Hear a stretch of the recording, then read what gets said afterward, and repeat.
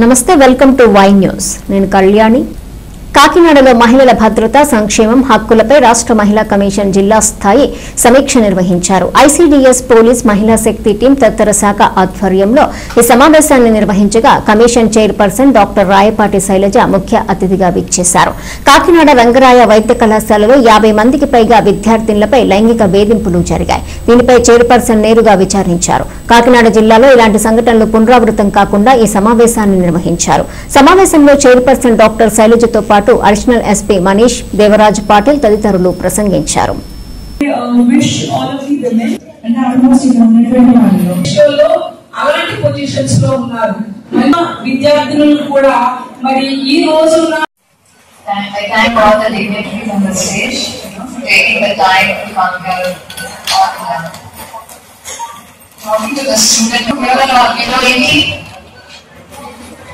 Okay, that's a good number. So, morning skip choosanga manam. Yeah.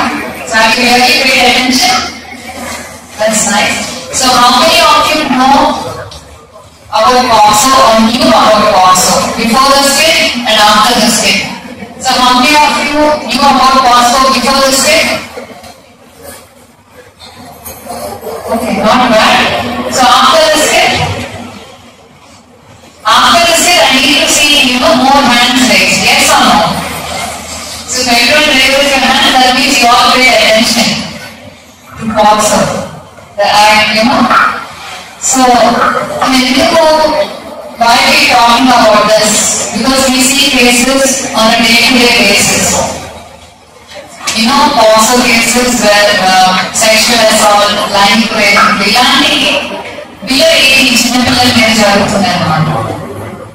So ఇందాక సీట్లో చూస్తే sir అన్నట్టు ASP sir 2 families చూసారు. How ఒక మామ్ ఎలా రియాక్ట్ అయింది, ఇంకో మామ్ ఎలా రియాక్ట్ అయింది అని చూస్తాం. కొంతమంది ఏంటంటే ఆడపిల్లల మీద ఎవరైనా లైంగిక దాడులు చేసినా, వేధింపులు చేసినా, టచ్ చేసినా ఒక స్టిగ్మా అంటూ ఉంటది.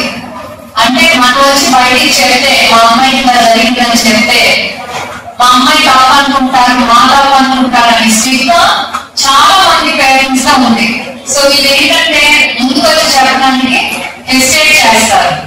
ఎందుకంటే మేము పోలీస్ స్టేషన్కి వెళ్ళాలి, లేకపోతే మీడియా వస్తుంది, వీళ్ళందరికీ తెలుసుకోవద్దని ఇది ఒక భయం అనేది అందరిలో ఉంటుంది. అందుకని రిపోర్టింగ్ అనేది చాలా తక్కువ జరుగుతుంది. కానీ ఇంకోటి మనం తెలుసుకోవాల్సింది ఏంటంటే ఇలాంటి కేసెస్ లో ఇలా మాకు జరిగిందని ఎవరైనా చెప్తే కాన్ఫిడెన్షియాలిటీ అనేది మెయింటైన్ అవుతుంది. ఎందుకంటే ఫస్ట్ మైనర్